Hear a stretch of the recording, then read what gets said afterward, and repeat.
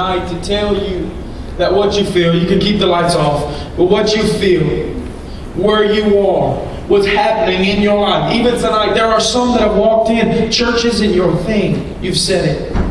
I've got too much going on in my life. I'd rather go some places. I'd rather do some things. I'd rather be about my own business. But Friday night, tonight, you were invited and you walked in and you sat and it was good and it was cool and all these things happened. But tonight we have the opportunity, and God is granting us the time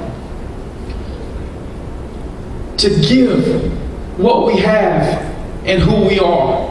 There are some times in our life, and I would be the first to say, where we don't have the answers. There are some times in our life where there is so much pain, and there are some times in our life where there is so much misunderstanding, and there's so much going on in my life. And what I would like to do is just lift my hands and say, God, I don't know exactly what is happening, but I just want to give it to you.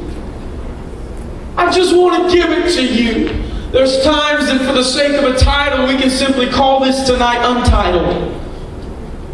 I don't know what it is. I don't know what I'm feeling exactly. I don't know all of these emotions that are going on. I love God, but I really don't know Him for myself. And I've allowed things to get in the way. And I just want to know, God, is it true that what I feel and where I am as a Christian, what I feel and where I am simply as a visitor tonight, could it be that I can come into contact with you and my life be changed? Could it be that I've lived this life? I've been here, I've been in the church, and things have transpired in which I think different. There are things that have happened, things that have been said to where I've been hurt, to where people have let me down, people that I thought were solid, were soft, people that I thought would always be there, sturdy. They've fallen apart. There are people that said that they love me, but yet they speak of me. There are people that I've seen it, and I've seen them hurt my family, and I've seen them hurt this, and I've seen them hurt that, and tonight there's bitterness, and tonight there's hurt, and tonight there's pain. I've got to stop to tell somebody here tonight, before we walk out of this door, before we leave today, time will always go on. You and I cannot control that, but what we can control is what we do with the time that we have. This shook me in a way I've never been shaken.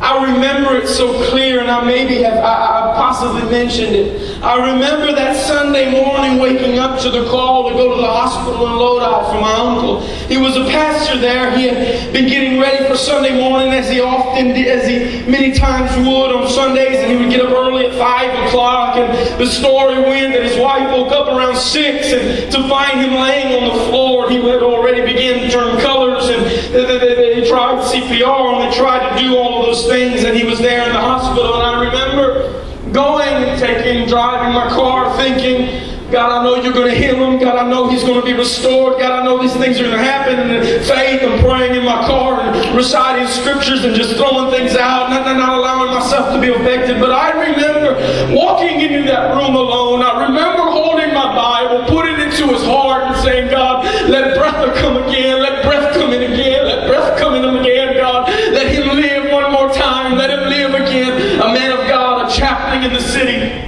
A man that made a difference in the community, God. He had, the time that he lived, he was giving and pouring out himself. He worked hard. He made sure he was a wonderful husband. He made sure he gave everything to his little girl. He made sure he was always there. Somebody you can call, somebody you can cry to, somebody you can hold on to, solid. And I remember leaving that hospital, having to work. They told me, go ahead, go home. It's going to be all right. Things are going to work out. And I remember my faith was not broken. But as a person, I was broken. I don't understand it. It was an untitled moment in my life. I couldn't label it. I couldn't put my finger on it. Why was it happening? Why was this happening? And I remember being alone and in my room. I didn't want to move. I didn't want to change. I didn't want to do anything. But I can remember leaning up on my bed and beginning with my Bible, holding my Bible and just letting hot tears run down my cheek.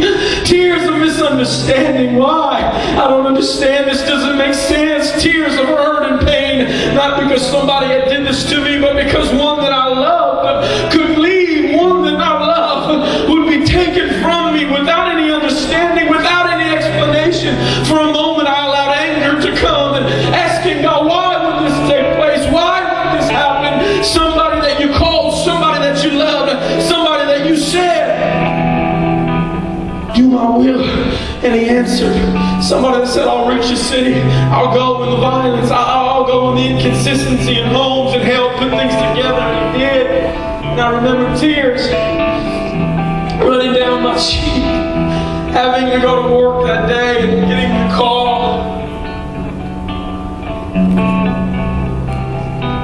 Let's go. Faith, prayer, consistency, fasting, all of those things came to mind. I did it, I applied it, I believed it. I had what it took. I thought, why didn't he walk again? Why didn't he get up and live again? Not understanding, in this untitled moment of my life, a lesson was being taught.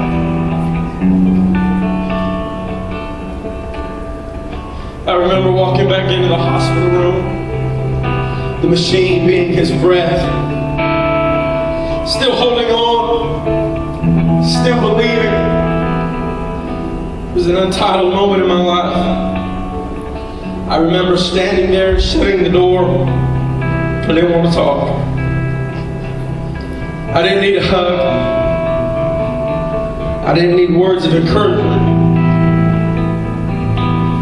I remember watching his body rising with the breath, pale color, up and down. Every little movement from the bed, I thought it was him again.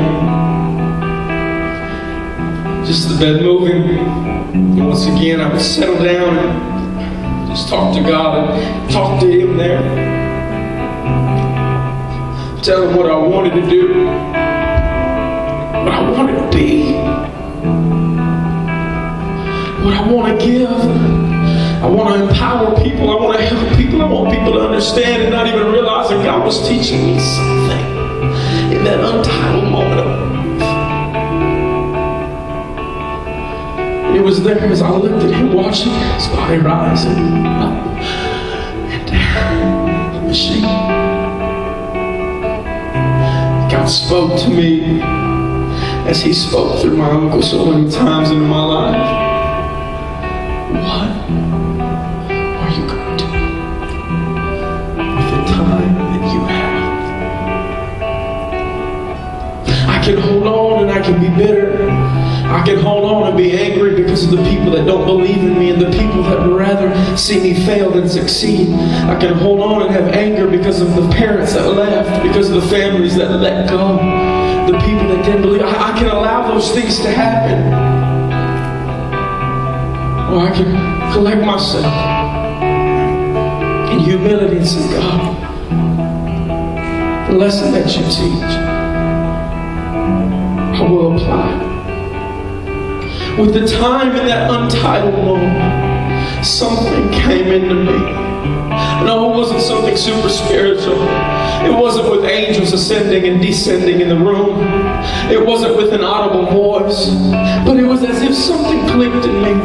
I attempt to be passionate and intense and loving and caring and sincere and consistent, but something clicked in me. With the years that I have lived, just celebrated another year yesterday and today.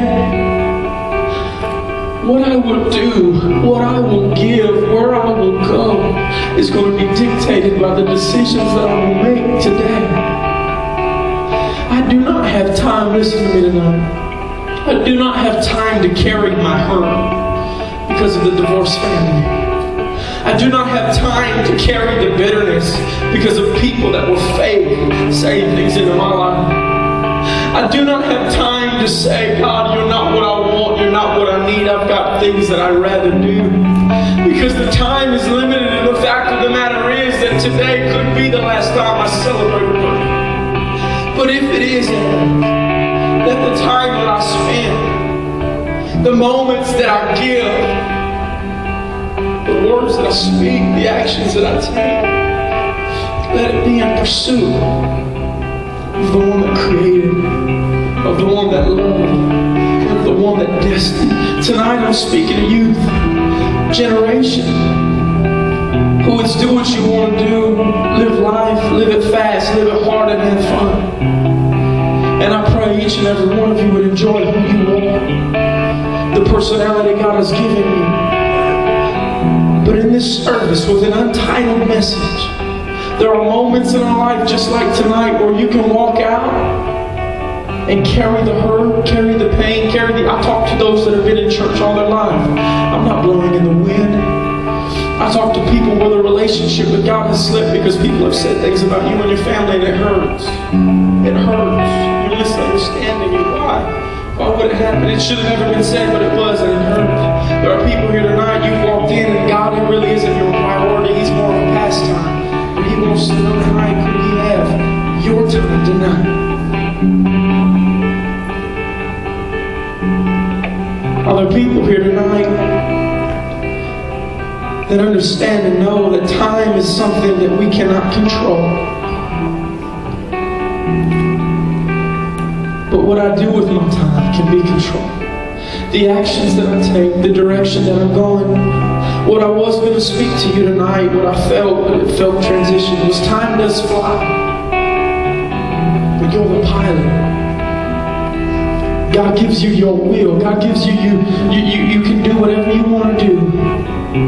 You can go wherever you want to go. He lets you choose the direction. He lets you take it where you want to go. Time will not stop for you. It will not stop for me. But as it goes on, you and I control the direction that we are headed. The direction you're headed will eventually dictate your destination. And tonight I'm asking you, as you would stand all over this building, no moving, no going in or out. God is asking tonight for something to take place in our hearts, something to take place in our lives, something to be taking place in our minds. And would there be somebody here tonight, a young man that's been in this all his life, a young man that you're visiting here today, you just want to know more about God. It's more of a pastime than a priority. Would you, not looking around, but would you tonight say, God, I'm ready for something to be done in my life. Some of us are experiencing untitled moments. I don't even know how to put my words in it. God, I don't know how to explain it. I don't know how to put I can't do it. I'm just all this stuff. My family's falling apart. The one that loved God doesn't love God anymore. The one that was doing this and pushing me now God is kind of like, do whatever you want. The divorce, the issues at home, it's like there's no relationship, there's nothing there. And now God, I'm just kind of it's whatever I want to do, just hanging out with friends, it's fine with me. God, whatever I can do, that's fine, it's on me. But tonight, would there be somebody that would give God an opportunity to do something in this moment of your life?